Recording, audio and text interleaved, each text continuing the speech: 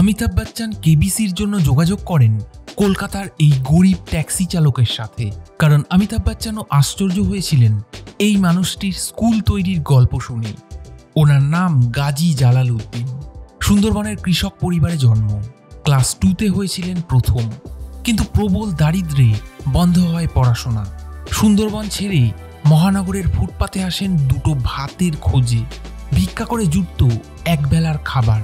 আস্তে আস্তে একটু বড় হয়ে ইন্টালি মার্কেটে টানা রিক্সা শুরু করি। রিক্সা চালাতে চালাতে ট্যাক্সি চালানোর শিক্ষার চেষ্টা করি।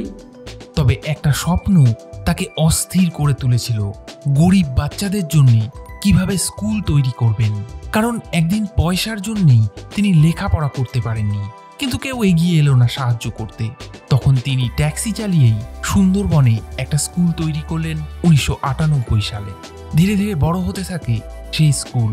এরপর ট্যাক্সি আরোহীদের কাছে অনুরোধ করে 2009 সালে আরও একটি স্কুল তৈরি করে ফেলেন এবং একটি অনাথ আশ্রম। এই কাজের জন্য তিনি ডাক পান কেবিসি থেকে। সেখান থেকে প্রাপ্ত অর্থ দিয়ে নরেন্দ্রপুরে আরও একটি স্কুলের জন্য জমি কেনেন। এখন 450 শিশু পড়াশোনা করে তার 3টি স্কুলে। 75 বছরের গাজী আর ট্যাক্সি চালাতে পারেন না। এই 3টি স্কুল ও অনাথ আশ্রমের খরচা তাকে জাগিয়ে রাখে রাত দিন।